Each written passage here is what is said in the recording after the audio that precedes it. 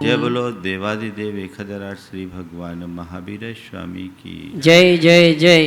अहिंसा परमो धर्म की जय जय जय। परम पूज आचार्य गुरुवर श्री विद्यासागर जी महाराज की जय जय जय। बोले परम पूज मनीष श्री 108 प्रमाण सागर जी महाराज की जय जय जय।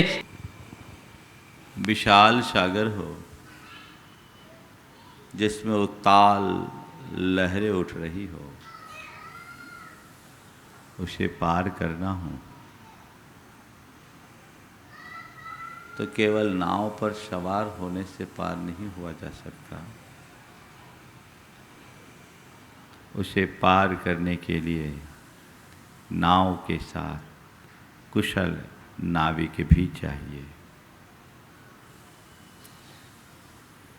जब हमारे साथ कोई नाविक जुड़ता है खेवटिया बनकर, वो हमारा तारनहार बन जाता है और वो बीच भंवर में फंसने वाली नाव को भी पार लगा देता है।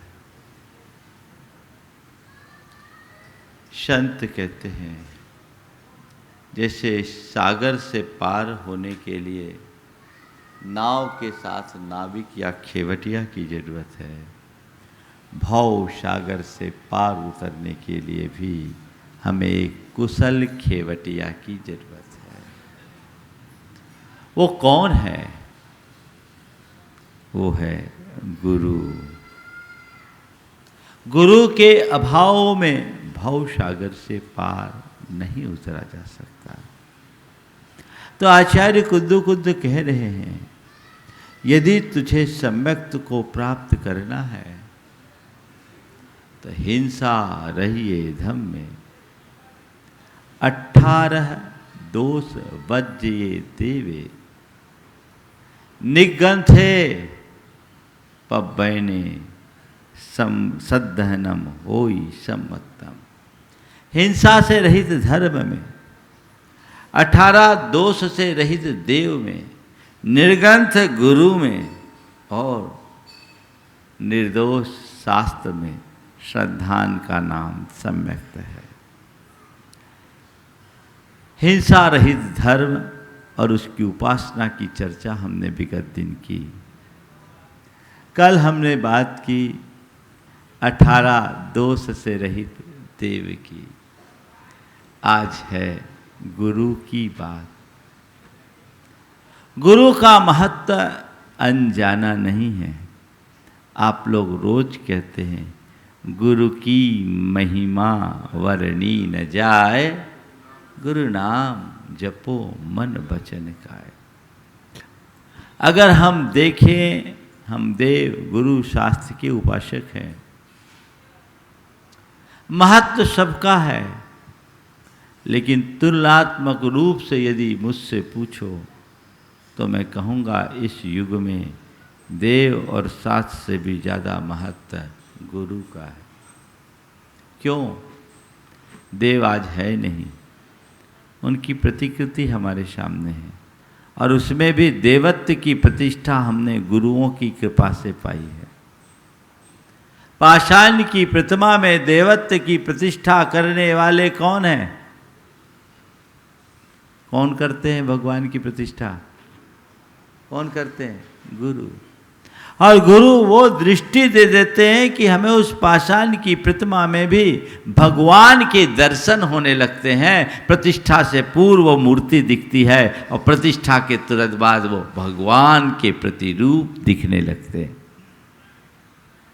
तो देव आज साक्षात नहीं है, उनके बिंब हैं जिनकी प्रतिष्ठा भी गुरुओं की कृपा से होती है। शास्त्र है वो मूक है, शास्त्र अपने आप में कुछ नहीं बोलते। अब हम अपनी बुद्धि से उसका सही उल्टा दोनों अर्थ निकाल सकते हैं, लेकिन गुरु ऐसी मजबूत कड़ी और मुखर प्रेरणा है कि वे हमें देव की दिव्यता का भी बोध कराते हैं और शास्त्र के गूढ़ अर्थ से भी परिचय करा देते हैं। ये गुरु का महत्व है। वे हमें मूक नहीं मुखर प्रेरणा देते हैं।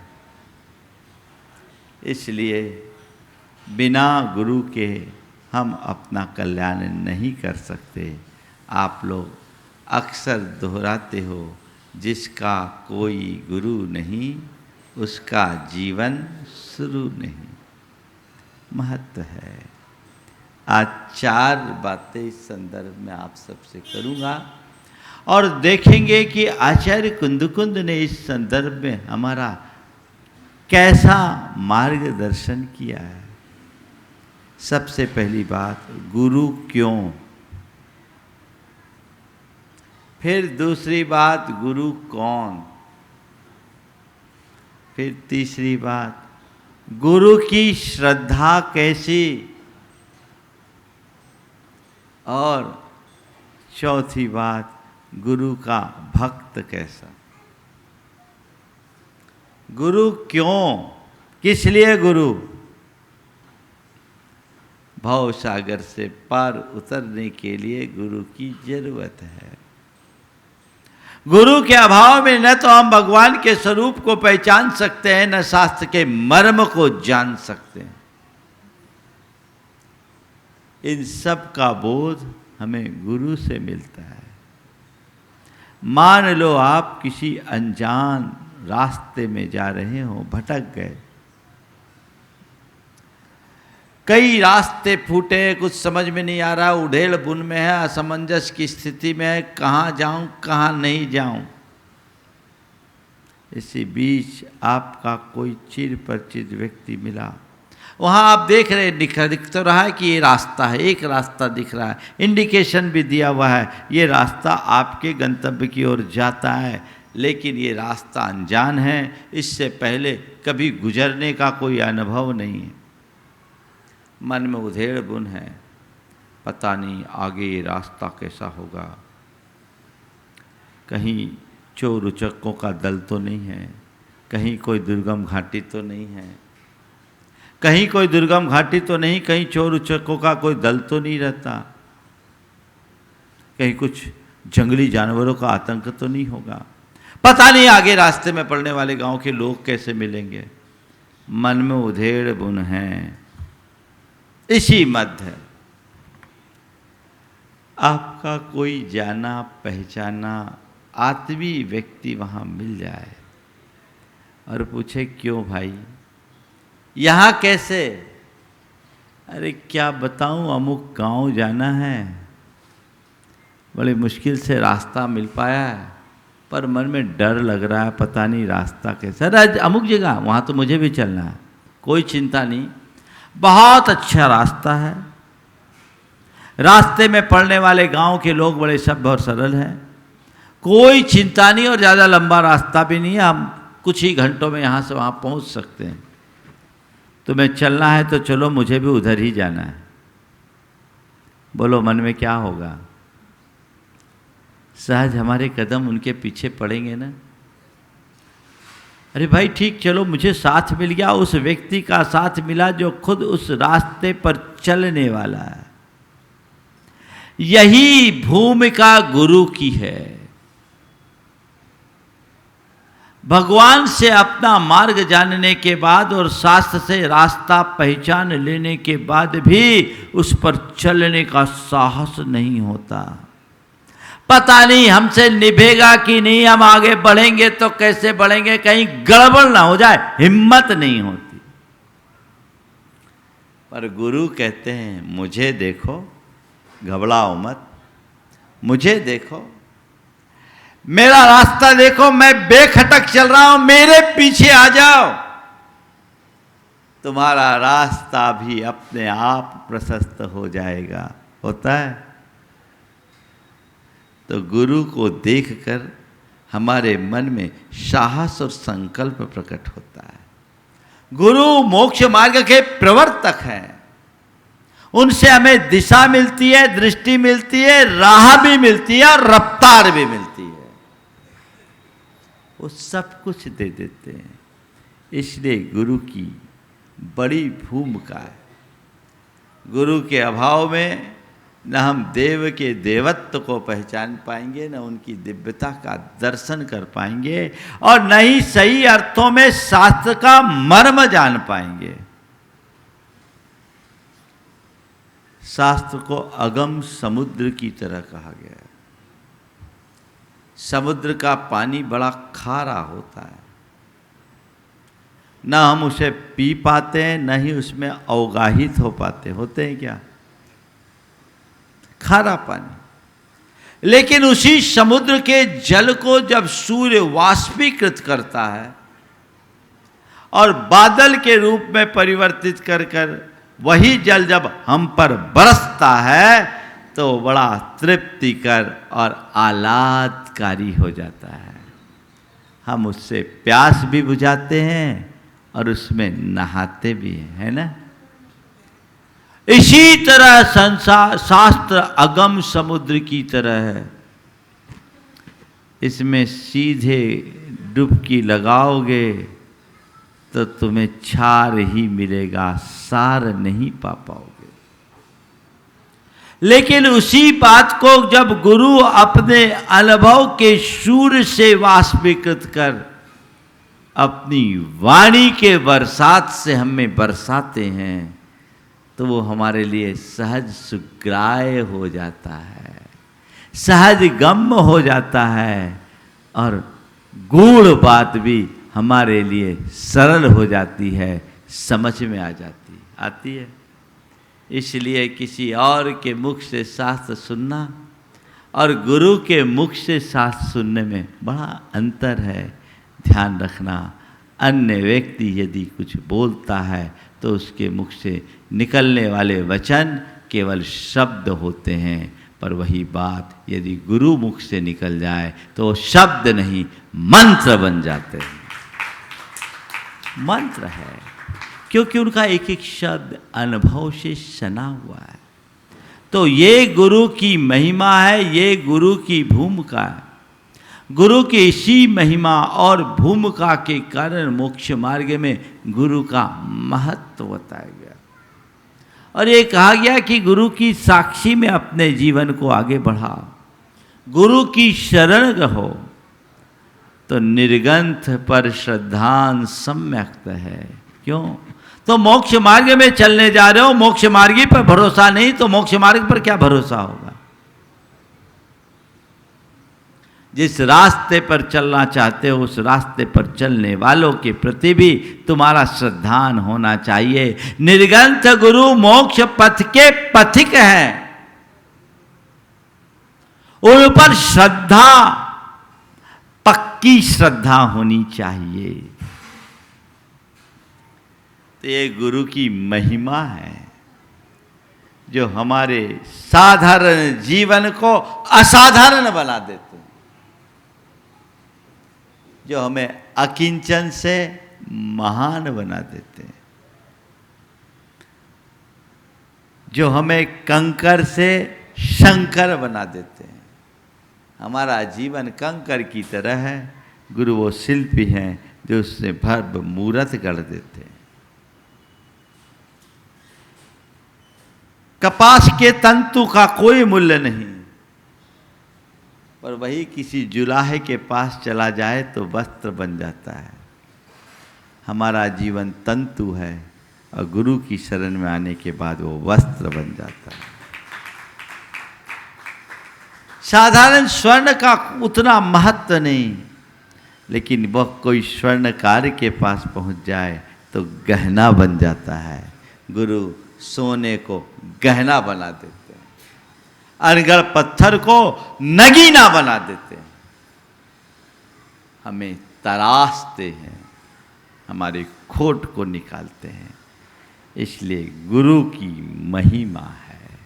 सवाल है, गुरु के रूप में हम किसे चुने? किसे चुने?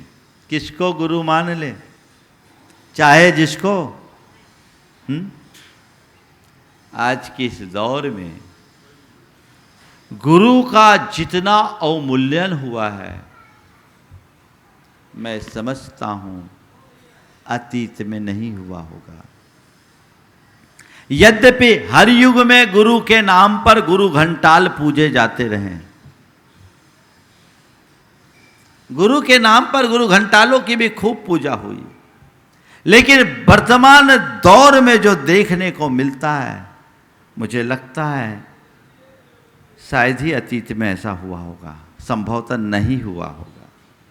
आज बहुत ज़्यादा है। क्यों? क्योंकि न तो हमने गुरु के स्वरूप को जाना और न ही गुरु उपासना के उद्देश्य को जाना। अगर स्वरूप को पहचाना होता तो हमसे ऐसी भूल हो ही नहीं सकती। किसको गुरु के रूप में स्वीकारे? चाहे जिसको, कहते चाहे जिसको नहीं। अगर तुम्हें पार उतरना है तो नाव पर सवार हो, पर कौन से नाव पर? जो खुद तर रही हो। डूबते हुए जहाज पर बैठोगे तो क्या होगा? हाँ, गड़बड़ होगा ना। आज ऐसा ही हो रहा है।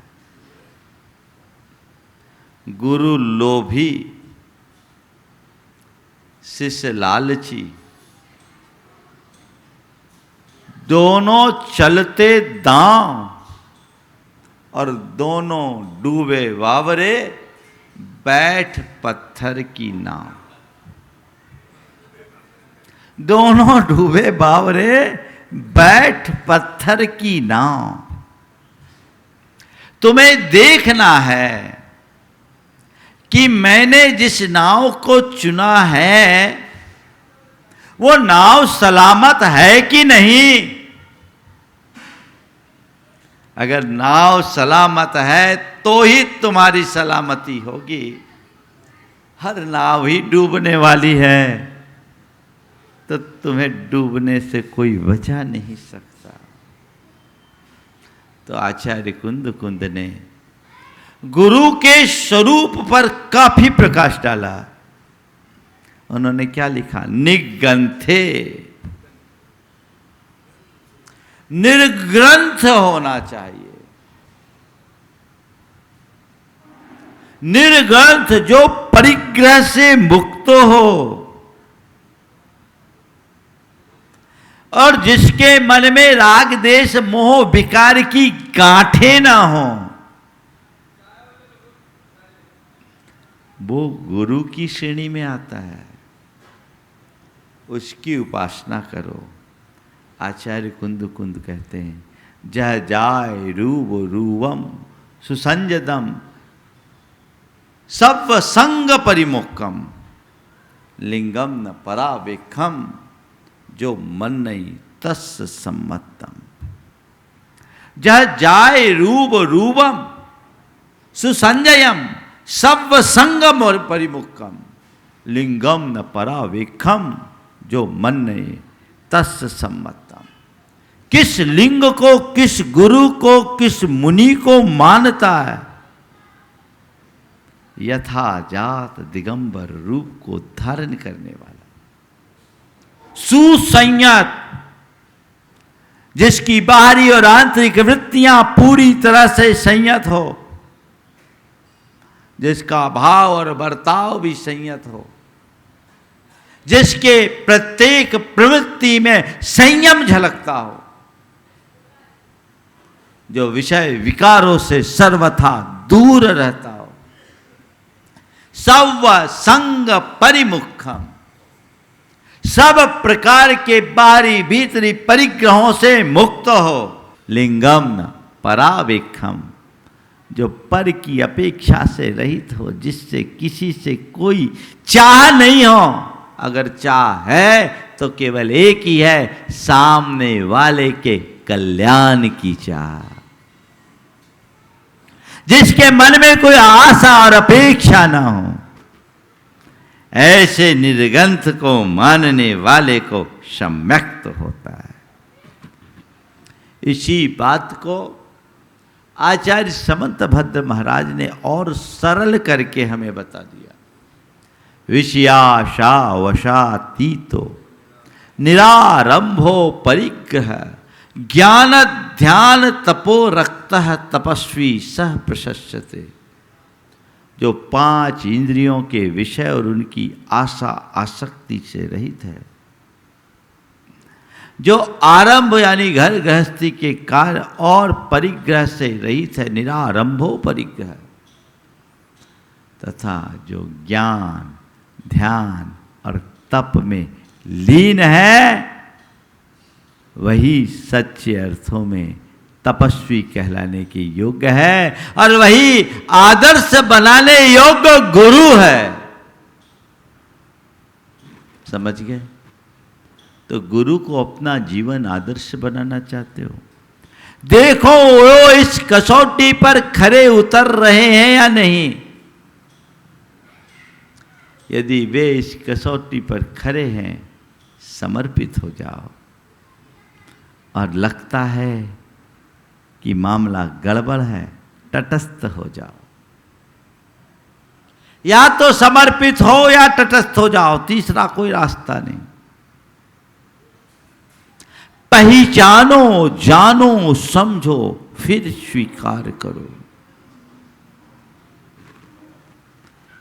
एक वाक्य कहता हूं, हमने गुरु का आलंबन क्यों लिया?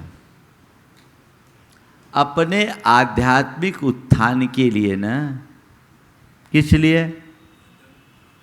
अरे हमने तो महाराज की शरण इसलिए किया कि हमारा धंधा चल जाए। जिसने जिंदगी में खुद धंधा नहीं किया, वो तेरा धंधा क्या चलाएगा? धंधा सीखना है तो फिर मैंने कोई ऐसे गुरु को पकड़ो जो व्यापार में दक्ष हो, जो मार्केट का गुरु हो, उसको चुनो। इन गुरु के पास तुम क्यों आए? धंधा चल जाए उनके पास जाते हो, जिसने कभी धंधा किया नहीं, वो तुम्हें धंधा का गुरु क्या बताएगा? पर लोगों का विश्वास कमजोर है। इसलिए मैंने कहा था अंधश्रद्धा वो ठीक नहीं। वो चारों बातें चल ही रही है, श्रद्धा, अश्रद्धा, अंधश्रद्धा और अटल श्रद्धा। अंधश्रद्धा, अरे बस महाराज के पास जाएंगे, महाराज हमें कोई ऐसा रास्ता बता देंगे, मेरे वारे न्यारे हो जाएंगे। हाँ, गुरु तुम्हें जो रास्ता बताते हैं उससे तुम्हारा वारा न्यारा ही होगा, लेकिन लोक का नहीं, लोकोत्तर का, और अपनी आत्मा का उद्धार करने के भाव से जाओ तो जीवन धन्य होगा। तो गुरु की शरण में हम गए हैं, सच्चे अर्थों में अपने आध्यात्मिक उत्थान के लिए ही गुरु की शरण ली जाती है। आध्यात्मिक उत्थान के लिए, जीवन की गूढ़ गुत्थियों को खोलने के लिए, अपनी आत्मा के समझ के लिए, अपनी मोह, माया, मूर्छा और आसक्ति को मंद करने के लिए हम गुरु की शरण लेते हैं। तो भाई, जिसको तुम अपना आदर्श बना रहे हो, थोड़ा देखो तो जिस अध्यात्म की पिपासा लेकर तुम उनकी शरण में जा रहे हो, उसके जीवन में वो आध्यात्मिकता है भी या नहीं? तुम जिसकी प्यास लेकर गए हो, वहां है, उसके पास है भी कि नहीं?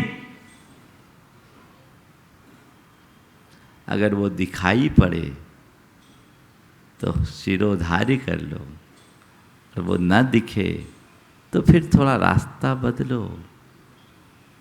आचार्य ज्ञान सागर जी महाराज ने रत्नकंड सावकाचार्य की व्याख्या की, टीका लिखी मानव धर्म के नाम से। बहुत अच्छी व्याख्या है, लोगों को पढ़ना चाहिए। मानव धर्म, हर प्राणी के लिए जो धर्म स्वरूप है, उसमें उन्होंने गुरु के संदर्भ में एक बड़ी मार्के की बात लिखी। उन्होंने कहा कि बाजार से 2 पैसे की हणियाँ खरीदते हो। हणियाँ समझते हो ना? मटका, घड़ा को देसी भाषा में हणियाँ बोलते हैं, हांडी, हणियाँ। तो उन्होंने लिखा बाजार से 2 पैसे की हणियाँ खरीदते हो। उस जमाने में 2 पैसे की हणियाँ मिलती थी, अब तो 2 पैसे की कोई कीमत ही नहीं, पर मैं उनके ही शब्दों को आपके बीच रख रहा हूँ। बाजार से 2 पैसे की हणियाँ खरीदते हो तो उसे भी पहले ठोक बजा कर देखते हो। अब तो सिस्टम ही बदल गया, नई पीढ़ी तो कभी हणियाँ देखी ही नहीं हो, खरीदी भी नहीं होगी, सब तो आप वाटर कूलर से काम होने लगा। लेकिन वो नैसर्गिक पद्धति थी और हमारे लिए स्वास्थ्यकर भी था। तो वो हणियाँ खरीदने से पहले उसे ठोक बजा कर देखा जाता था। तो कहते 2 पैसे की हड़ियाँ खरीदते हो, उसे ठोक बजा कर खरीदते हो, देखते हो, तो जिसे तुम अपना जीवन समर्पित करने जा रहे हो, जिसे तुम अपने जीवन का आदर्श बनाना जा रहे हो, जिसे तुम अपने गुरु के रूप में स्वीकार रहे हो, कम से कम ठोक बजा कर देख लो, चाहे जिसके आगे समर्पित मत हो। आजकल के लोगों का हाल बेहाल है। कुछ लोग ऐसे होते जो बाजा बजते ही नाचना शुरू कर देते हैं। बाजा बजते ही नाचना शुरू कर देते, ये भी नहीं देखते कि ये बाजे उल्टे बज रहे कि सीधे। समझ गए ना? उल्टे बाजे का मतलब समझ गए ना? अरे ये तो देखो कौन सा बाजा जश्न मनाने का है और कौन सा बाजा मातम मनाने का है। पर बाजा बजे, हमें तो नाचने से मतलब। अब बोलो ऐसे को क्या कहेंगे? उल्टा बाजा बजे और कोई नाचे, उसको क्या कहोगे? बोलो, क्या बोलोगे? पागल ना? पागल नहीं, पागलों का सिरताज कहना पड़ेगा। वो मूर्खाधिराज है। थोड़ा सा देखना, मेरे भीतर ऐसा कोई पागल तो नहीं बैठा। यदि बैठा है ना, तो आज ही ट्रीटमेंट करा लेना। एक सीटिंग में पूरी ट्रीटमेंट हो जाएगी, बार बार करने की जरूरत नहीं। अपनी दृष्टि को सुधारो, अपनी धारणा को सुधारो, अपनी सोच को बदलो और सही मार्ग पकड़ो। तो आचार्य कुंद कहते हैं, गुरु भक्त बनना गुरु मूढ़ नहीं।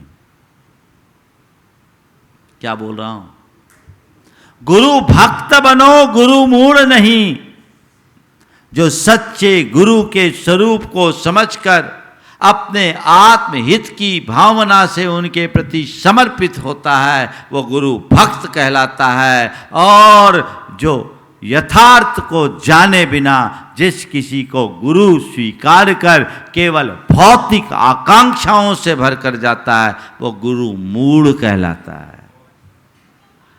गुरु मूढ़ता संसार को बढ़ाएगी और गुरु भक्ति संसार को मिटाएगी। तय करो तुम्हें क्या करना है, क्या बनना है, गुरु भक्त या गुरु मूढ़?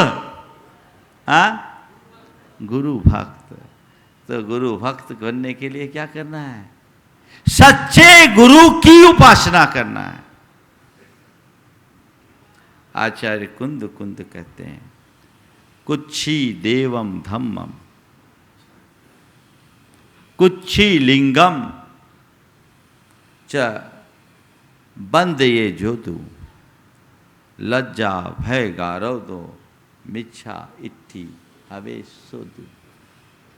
कुच्छी देव यानी कुत्सित देव, कुच्छी धम्मम यानी कुधर्म, कुच्छी लिंग कुगुरु को बंद ये जोदु।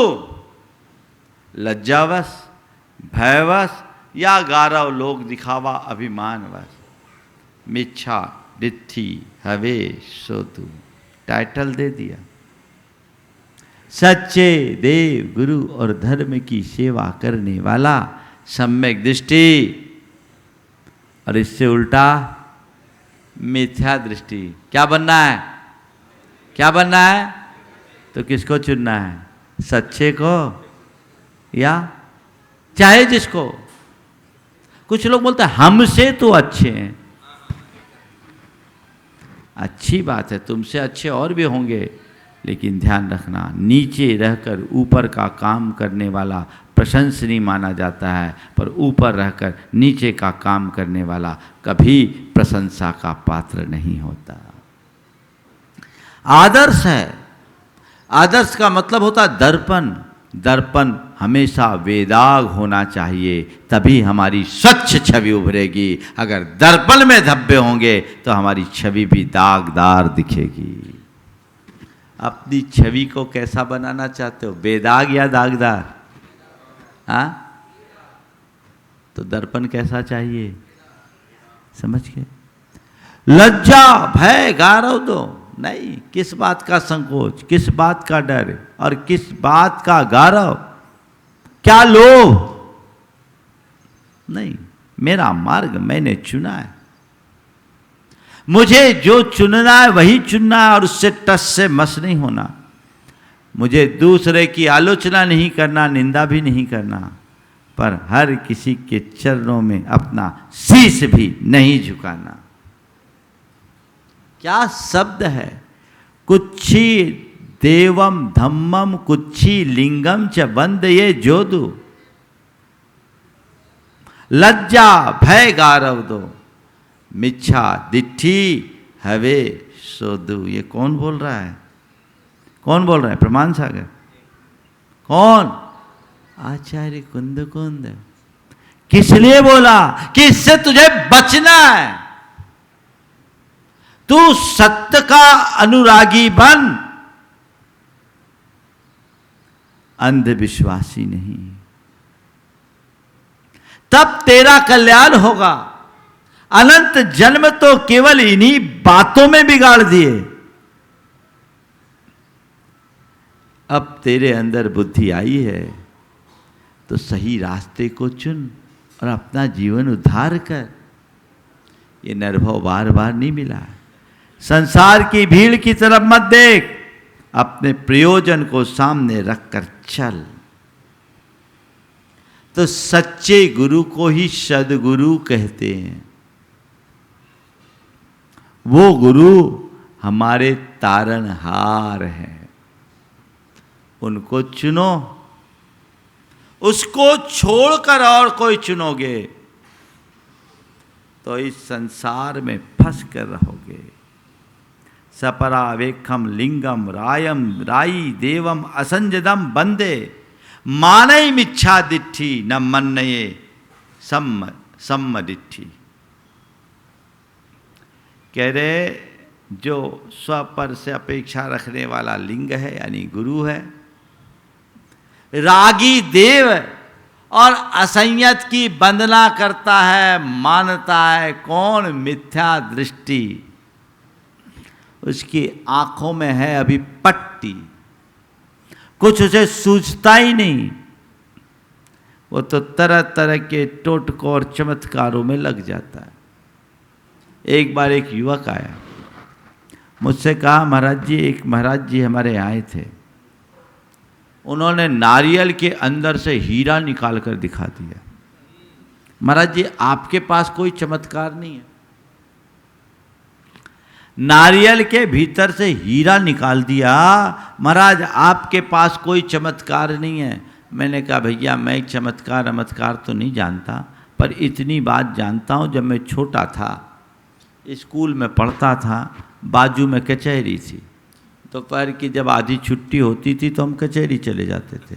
वहाँ मदारी लोग अपना खेल दिखाते थे, और मदारी लोग खेल दिखाते थे, और खेल दिखाते समय 10-10 के नोट को 20-20 का बना देते थे।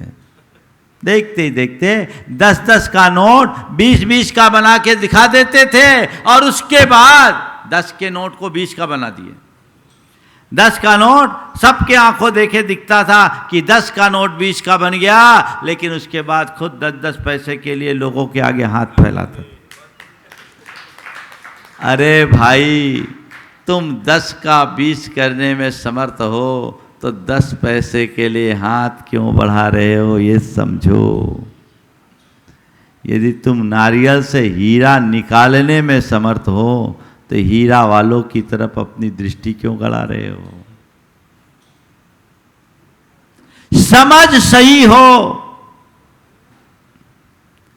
थोथे कर्म कांडों और चमत्कारों में विश्वास मत करो, कर्म सिद्धांत के विश्वासी बनो, और आध्यात्मिक दृष्टि रखकर धर्म का आचरण करो।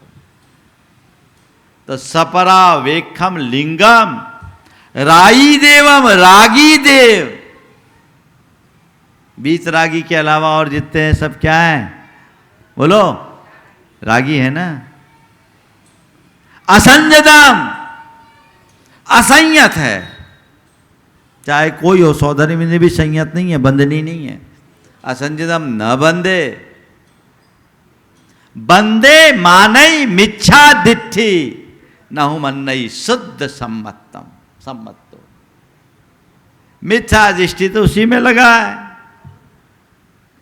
लेकिन जो शुद्ध सम्यक्ति है वो ये सब नहीं करता। अब आपसे एक सवाल करता हूँ, क्या करना है? तुम्हें सम्यक्ति बनना है या मिथ्या दृष्टि बने रहना है? बोलो जोर से। सम्यक दृष्टि। तो अब क्या करोगे? कहीं भी झुक जाओगे? कहीं भी स्वीकार लोगे? क्या करना है? सही को पहचान कर श्रद्धावलत होना है। जो भटक रहे हैं उन्हें भटकने दो। ये तो संसार का अतीत यही बताता है। लेकिन मुझे तो अपना भाव मूल्यवान दिखता है। मुझे इस जीवन का मूल्य समझ में आया है। मुझे इसे यूं ही नहीं खोने देना है। इसे संभाल कर रखना है। अपने जीवन का कल्याण करना है। ये मार्ग है। तो गुरु क्यों, गुरु कौन? अब गुरु की भक्ति कैसी? गुरु की भक्ति कैसी? खूब जय जयकार करो, आगे पीछे नाचो गाओ, नारे लगाओ और उनकी सेवा में हमेशा तत्पर रह जाओ। गुरु भक्ति हो गई? बोलो हाँ, ये गुरु भक्ति है। गुरु भक्ति नहीं है ऐसा नहीं है, पर ये गुरु भक्ति का बाहरी रूप है। ये गुरु भक्ति का बाहरी रूप है। एक गुरु चरणों का अनुराग है और एक गुरु के गुणों का अनुराग। किसे अच्छा समझते हो? बोलो, गुरु चरणों का अनुराग या गुरु के गुणों का अनुराग? हाँ, गुरु चरणानुराग बाहरी भक्ति है और गुरु का गुणानुराग भीतरी भक्ति है। गुणानुराग से प्रेरित होकर गुरु के चरणों में समर्पित होने वाले का गुणात्मक परिवर्तन हुए बिना नहीं रहता। और सच्ची गुरु भक्ति क्या है? अपने आचरण और व्यवहार की पवित्रता से गुरु का गौरव बढ़ाना, गुरु का मान बढ़ाना, ये गुरु भक्ति है। तुम लोग गुरु भक्त तो कहलाते हो। अगर कभी मंच से बोला जाता बड़े गुरु भक्त हैं, छाती फूलती है। अच्छा है, मैं भी चाहता हूँ फूले और सब गुरु भक्त बने और सच्चे गुरु के सच्चे भक्त बने। पर भैया, एक तरफ तुम गुरु भक्त कहला रहे हो और बाहर जाकर अवांछनीय आचरण कर रहे हो, तो क्या लगेगा? बोलो, क्या संदेश जाएगा? गलत जाएगा ना। तुम्हारा जो होगा सो होगा। हम लोगों को भी लपेट में ले लेंगे लोग। अरे देखो, ये महाराज के इतने बड़े भक्त बने फिरते हैं और ये क्या करते हैं? बाजार में शराब पीते, गंदे काम करते हैं। महाराज लोग भी कुछ नहीं सिखाते। अब बोलो क्या हुआ? एक बार की बात है, मैं सागर में था। सागर में मैंने अपने प्रवचन में एक दिन कहा कि कुछ लोग हैं जो गुरुओं के आगे पीछे घूमते हैं, उनका कमंडल लेकर चलते हैं, उनको आहार देते हैं और उसके बाद भी अवांछनीय कृत्य करते हैं, मद्यपान, धूम्रपान आदि करते हैं। ये उनको शोभा नहीं देता। ये उनकी नैतिक जिम्मेदारी है कि अपने आचरण की पवित्रता को सुरक्षित रखे, क्योंकि इससे उनके साथ गुरु संस्था भी बदनाम होती है। देखो, गुरु भक्ति क्या होती है और गुरु भक्त कैसा होता है। मैंने प्रवचन किया। प्रवचन में महेश बिलेरा भी बैठे हुए थे, सागर के एक स्थापित व्यक्तित्व। मेरा उस दिन आहार उन्हीं के चौके में हुआ। आहार करा के लौटे, हाथ में श्रीफल लेकर मेरे चरणों में रखा, बोला महाराज आज आपने मुझे हिला दिया। महाराज मैं चेन स्मोकर, कितने पैकेट सिगरेट के खाली करता हूँ मुझे ही पता नहीं, पर आज आपने मुझे झकझोरा। आप लोगों के मैं इतने निकट हूँ, समाज मुझे मान भी देती है, पर मेरा आज तक इधर ध्यान नहीं गया। मैं उसे केवल अपने स्वभावगत दुर्बलता के रूप में देखता था, लेकिन आज मुझे समझ में आया कि ये मेरी बहुत बड़ी कमजोरी है, मुझे खत्म करना चाहिए। महाराज मुझे आत्मग्लानि हो रही है, आज से मैं उसका परित्याग करता हूँ। त्याग किया। ये 1997 की बात। उसके थोड़े दिन बाद गुरु चरणों में चातुर्मास के निवेदन के लिए वहाँ से एक साथ 40 बसें गई, उसका नेतृत्व करके वो गए।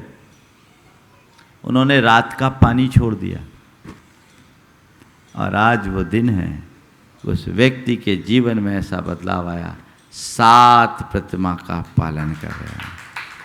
और इतना ही नहीं, जिस दिन उस व्यक्ति ने 7 प्रतिमा अंगीकार की, उसी दिन उसने घोषणा कर दी कि अपनी आधी संपत्ति को परमार्थ के कार्य में लगाएंगे। और ये आधी संपत्ति थोड़ी बहुत नहीं है, समझ गए? थोड़ी बहुत नहीं, मिलियन नहीं, बिलियन में आने वाली। और उस व्यक्ति ने वो कर दिखाया। अपने बेटे से जब ये बात कही तो बेटे ने कहा, पिताजी आपने जो निर्णय लिया बहुत सराहनीय है। जैसे आज आपने मुझे आधी संपत्ति दी है, मैं भी अपनी जिम्मेदारी पूरी करके अपनी संतान को आधी दूंगा। आपने जो दी उससे बढ़ाऊंगा, लेकिन जो कमाया उससे कई गुना परमार्थ के कार्य में लगाऊंगा। ये सोच, परिवर्तन। अगर तुम्हारे अंदर कोई दोष है, कोई दुर्बलता है, कोई दुर्गुण है, उसे स्वीकार करो, गुरु के समक्ष जाकर उसे इजहार करो और अपने जीवन का उद्धार करो। ये रास्ता है, पालो मत।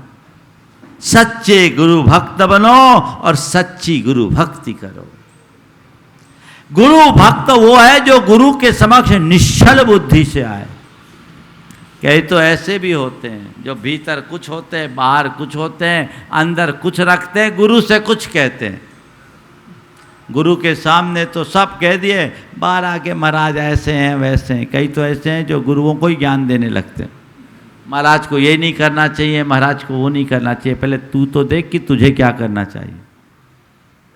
एक बार एक ने बोला, महाराज आज से 20 साल पहले आपका प्रवचन सुना, तब और आज में तो बड़ा अंतर हो गया। महाराज आपके प्रभाव में तो बड़ा अंतर आ गया, बड़ा अंतर। आप तो कब क्या से क्या हो गए। मैंने कहा तू जहां के तहां दिख रहा है, तू मेरा तो देख रहा, अपना तो देख। तो आज भी जहां का तहां, आगे बढ़ो तो जीवन का लक्ष्य होगा। तो गुरु क्यों, गुरु कौन, गुरु भक्ति कैसी। और गुरु भक्ति निश्चल हो और गुरु भक्त में निश्चलता हो तो हमारा जीवन का पथ प्रशस्त होगा। हम सब अपने जीवन के पथ को प्रशस्त कर सके। आज आचार्य कुंद ने जो 3 गाथाओं में हमारा मार्गदर्शन दिया, सदगुरु की शरण ग्रहण करेंगे और कुगुरु से सुरक्षित दूरी बना कर रखेंगे तो हमारा जीवन धन्य होगा। जो आचार्य कुंद कहते हैं, कुच्छी देवम धम्मम कुच्छी लिंगम च बंदिये जोदू लज्जा भय गारव दो मिच्छा डिट्ठी हवेश सोदू को याद रखें और अपने जीवन का पथ प्रशस्त करें। समय आप सबका हो गया, यहीं पर विराम। बोलिए परम पूज्य आचार्य गुरुवर श्री विद्यासागर जी में।